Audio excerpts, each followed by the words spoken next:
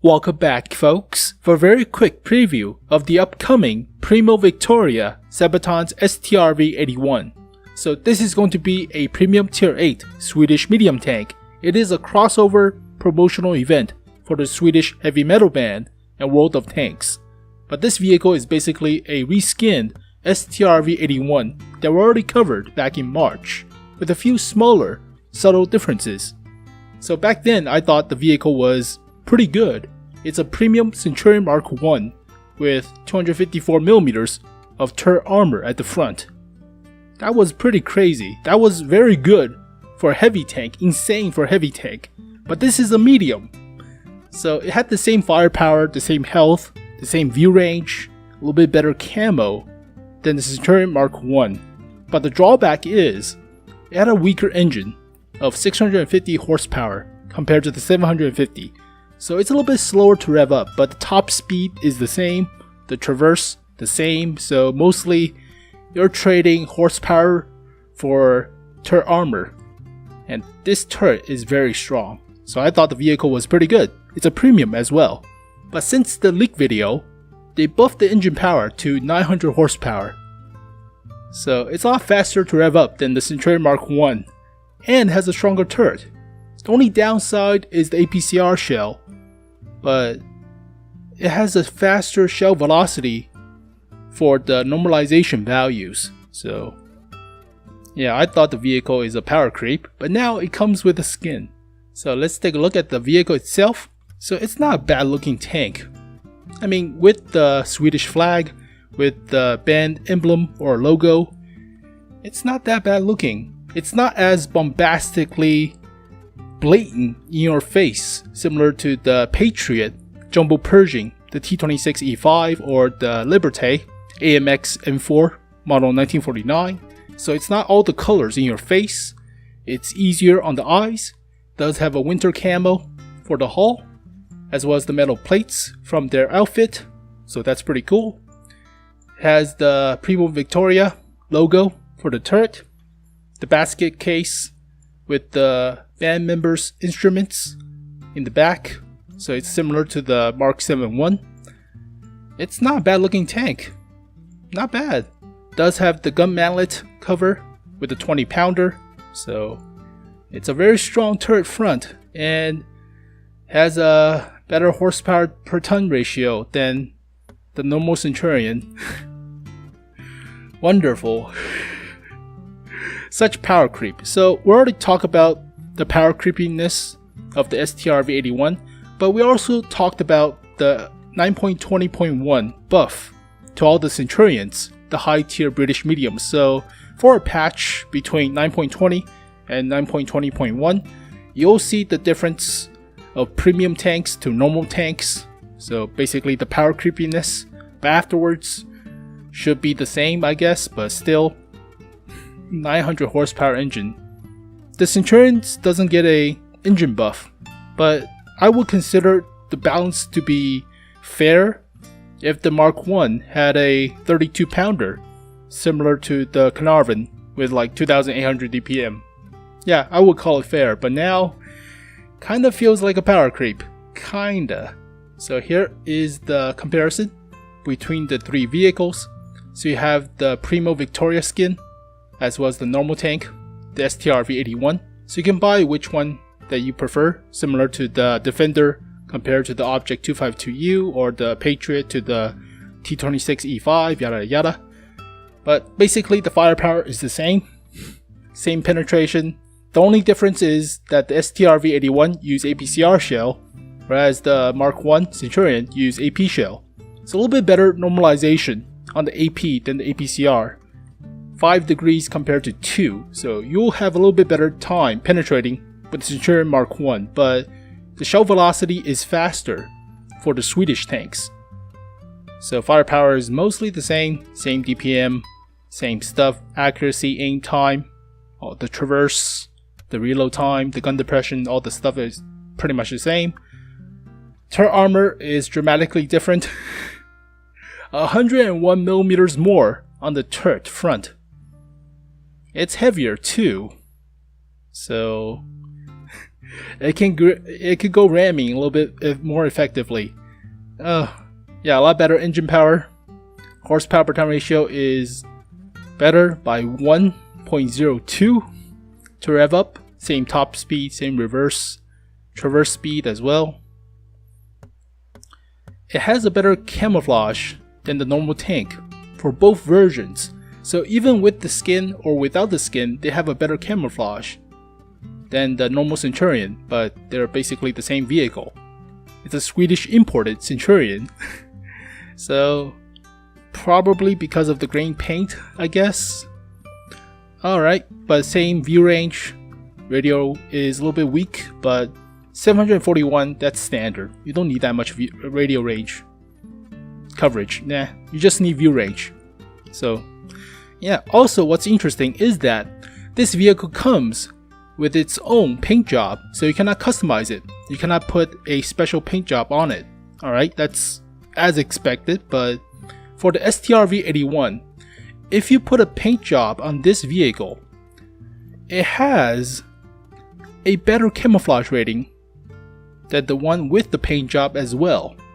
So this is not exactly a fully paint job, if you will. So that's kinda interesting. Let's put it on the Centurion and see the difference.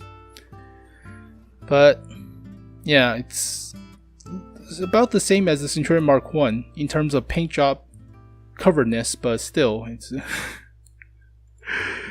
interesting. Alright, also for the STRV81, it has a crew member of 4, whereas for the Primo Victoria, it has a crew member of 5.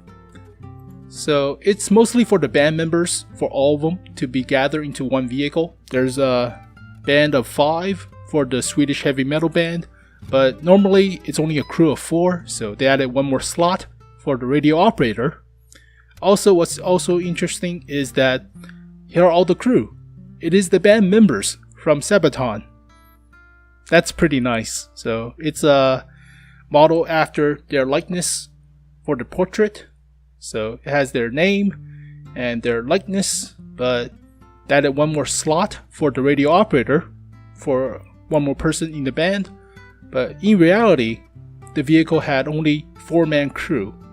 So you can take a look right here. So it's only 5 for the actual vehicle, whereas for the normal Centurion, it's only 4. See? Only 4. Also, the same applies for the normal STRV81. So take a look at this vehicle. Has a crew of 4, not 5. So there is a benefit to having the radio operator, and that is the crew skill of situational awareness. So you can only have it on the loader, but if you can't train it on the radio operator, yeah, you can have it early. So interesting. Also, what's particularly annoying about the Swedish medium tanks is that they don't need a radio operator. Mostly, yeah, they don't need it. From tier 4 to tier 7, they don't need a radio operator. So yeah, that guy is wandering about doing nothing. So I guess it's okay, but you mostly want to train your crews for medium tanks with the STRV81. So mostly train your vehicles like the STRV74. Don't play the Leo, that's stupid. It's garbage of a tier 7 medium. So the only vehicle I could think of is training the crew for this vehicle or for the M42 at tier 5. That's a little bit better than the Leo. Yeah, it's better. But it's better crew trainer than the STRV M4257 with the AMX turret. So that's another premium tier 6 medium. But there's no premium heavy tank for the Swedish heavy line with the Emils, the Emil 1, the Emil 2, and the Kranvagen. So I don't know, they classified the Jumbo Pershing as a heavy. They should have done it with the STRV81, but it's a medium, so technically it's, I don't even know the system anymore. So yeah, let's quickly take a look at the stats in actual numbers. But As you can see, the hull is slightly different than the Strv-81. It does not have the spare track link on the upper plate, so it doesn't provide extra armor. But where is the Strv-81? So as you can see, it's only 76, the traditional 3 inches of armor. Whereas on the Strv-81, it has a spare track link right here to provide 13 millimeters of extra armor. That's it. The turret front is the same, 254. The mantlet 235 with 152 behind it. Oh my god. You'll not penetrate. Switch to the Primo Victoria. Wait a second. Yeah, there it is. 152 for the mantlet, or for the armor behind the mantlet. 253 for the mantlet. Yeah, Jesus. So there's no spare track link, and that's pretty much it. So armor wise, it's like the Strv-81, but it's a pretty strong armor. So you'll go hull down with this vehicle like this. You won't get pinned on the turret unless they shoot gold shell, high penetration gold shell. If they hit the mantlet, it's not gonna pin, so just wiggle. If you wiggle back and forth, you could negate some of the penetration or the shots, but don't wiggle too much, so try to avoid them shooting at cheeks. Still, the cheeks are pretty strong as well. Jesus! Automatic ricochet for the extreme parts. Yeah, 250 average, 260 average. Jesus. So the hull is crap. We know that. We know that from the Centurion, but the turret is just god-awfully strong. Like, compared to the Centurion Mark 1, just crazy. So for the Mark 1, you have 152. It's going to be buffed in 9.20.1, but now it's only 150 or so.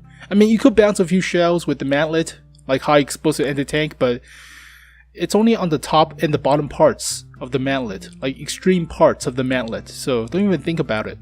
The hull is also just the same. Power creep. So it fires APCR as standard ammo. So stats wise, better shell velocity, but not as good normalization. DPM wise, penetration wise, all the same. Ammo count the same. Module damage the same. Accuracy wise, all the same. Slower gun traverse speed, so this is moving up and down, not to the side. That's turret traverse speed.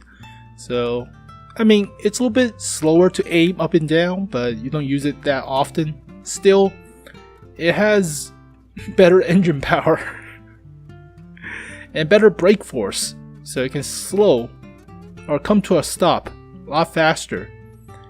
Module health is not as good for the engine, so you'll be a little bit more susceptible to engine fires if you get hit in the back, but you shouldn't because you have the turret front armor. 254. It weighs 5 or 6 tons more, so better for ramming. Costs gold because it's a premium. Better camo because it's a specially skinned premium tank. So there you go, folks. 9,750 gold. Not initially, because they don't sell this vehicle for gold. They're going to sell it for actual money. And for this gold price, it's about 40 bucks. But they usually will tie in like garage slot or equipment for the vehicle, and that will bump that price up to 60 bucks or something. So Jesus. But yeah, it's not a bad looking vehicle. It's not in your face. It's pretty powerful because the turret front, the mobility, and the premium status. So still, I mean, compared to vehicles like the Object 252U, the Chrysler K, it's on the same level of punching power. So it's the still heavyweight of the premiums, whereas you have crap premiums like IS6 or KV5. Yeah. Power creep. I mean, it's a crossover promotional vehicle, so we don't actually expect that to be like constant in the premium shop. it's only limited time, so it's balancing department, right? It's just, oh my god, what a joke.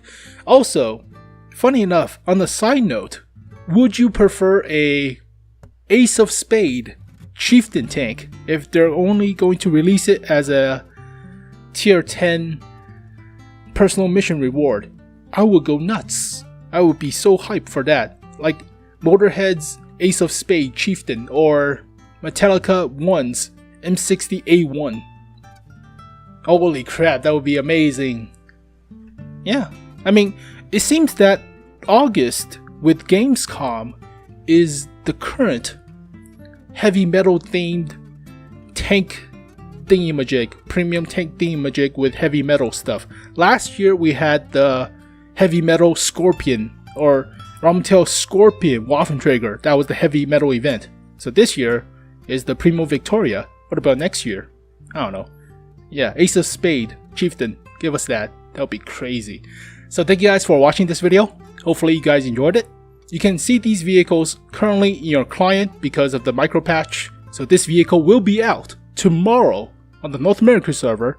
I don't know about any other servers because I didn't see the news, but there were small hints on the North America server that this vehicle will be on sale. So it's up to you if you want to buy it, but it's a pretty good tank, honestly. Just not for crew training because it's mostly for low tier mediums, and we want a heavy tank crew trainer for the mills. So, oh well, but thank you guys for watching this video. Hopefully you guys enjoyed it. I'll see you guys next time. Peace.